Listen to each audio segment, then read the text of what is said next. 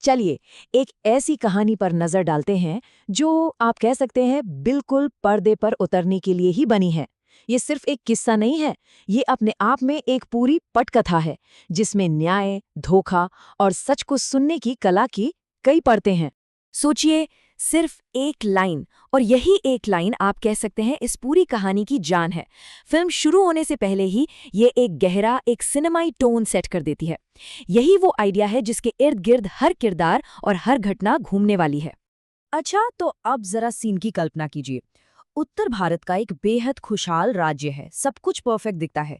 राजा को लोग बहुत चाहते हैं, बहुत मानते हैं। लेकिन जैसा कि अक्सर होता है, इस चमकती सतह के ठीक नीचे एक अंधेरा भी छिपा हुआ है। और बस यहीं से हमारी कहानी खुलना शुरू होती है। और यहीं यहीं हमें मिलता है कहानी का मेन कॉन्फ्लिक्ट। एक तरफ है हमारे हीरो राजा वीरभद्र, बेहद नेक, लेकिन उनकी सबसे बड़ी ताकत, उनका भरोसा ही असल में उनकी सबसे बड़ी कमजोरी है।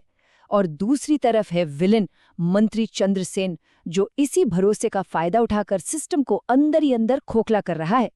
ये एक क्लासिक टकराव है जो किसी भी अच्छी फिल्म की बुनियाद होता है। और फिर आता है हमारा सबसे दिलचस्प किरदार। कह सकते हैं कि यही इस दुनिया की नैतिक धुरी है।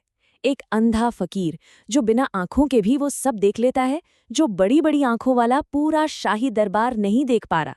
ये सिर्फ एक कैरेक्टर नहीं, ये सच्चाई का वो पैमाना है जो बहुत जल्द राजा के सामने आने वाला है। तो हर अच्छी कहानी में एक ऐसा पल आता है, एक घटना जो सब कुछ बदल देती है। अब बात करते हैं उसी चिंगारी की जो इस शांत दिखने वाले साम्राज्य में आग लगाने वाली है। वो एक पल जो इस परफेक्ट मुखौटे को हमेशा के लिए तोड़ देगा। अब देखिए, अन्याय का चेहरा कितना साफ है।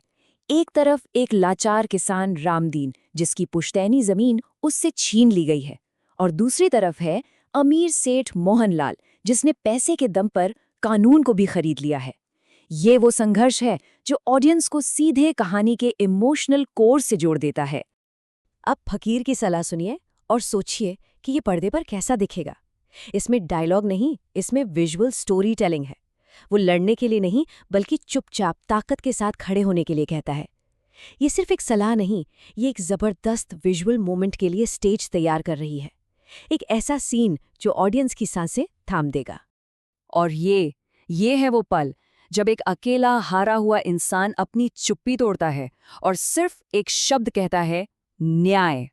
और वो एक शब्द पूरे साम्राज्य को रोक देता है। एक शब्द, एक सीन, और कहानी का पूरा रुख ही बदल जाता है। तो अब हम कहानी के दूसरे एक्ट में आ गए हैं। यहाँ लड़ाई अब जमीन की नहीं रही, अब जमीर की हो गई है। राजा को अब किसी भारी दुश्मन से नहीं, बल्कि अपने अंदर के शक और सवालों से लड़ना है। हमारे हीरो का असली सफर अब शुरू होता है। राजा, जो अब तक शक के घेरे में है, अपराध बोझ से भरा हुआ है, वो रात के अंधेरे में भेष बदलकर उसी अंधे फकीर के पास जाता है और वो सवाल पूछता है जो न सिर्फ उसके बल्कि इस पूरी कहानी के दिल में है। ये एक क्लासिक गुरु से मुलाकात वाला सीन है जहां हीरो अपने जवाब ढूंढने निकलता है। और फकीर का जवाब सुनिए, क्या कमाल का डायलॉग है। ये कहानी की फिलॉसफी को सामने लाता है। फकीर राजा को कोई सीधा जवाब नहीं देता, वो उसे दुनिया देखने का एक नया नजरिया देता है। वो उसे सच को सुनना सिखाता है, आत्मा से। ये वो डायलॉग है जो सिनेमा हॉल में देर तक गूंजेगा। तो यहाँ गुरु ने शिष्य को रास्ता दिखा दिया है। जवाब नहीं, बल्कि जवाब तक पहुंचने का तरीका बताया है। अब राजा के पास सिर्फ एक उलझन नहीं है, एक प्लान है। क्लाइमैक्स के लिए मंच पूरी तरह तैयार है। और अब कहानी का तीसरा और आखिरी एक्ट, क्लाइमैक्स। वो कोर्टरूम ड्रामा जिसका सबको इंतजार था। दरबार खचाखच भरा है, लेकिन एकदम खामोश, क्योंकि आज सच और झूठ का आखिरी मुकाबला होना है। अब जरा इस सीन की कल्पना कीजिए। राजा सवाल पूछता है और जमीन खुद गवाही देने लगती है। सेठ अटकता है, अंदाजे लगाता है, लेकिन किसान के जवाबों में मिट्टी की महक है, सच्चाई की ताकत है। ये सिर्फ एक टेबल नहीं है, ये क्लाइमैक्स का वो पल है जहां झूठ के पास छिपने की कोई जगह नहीं बचती।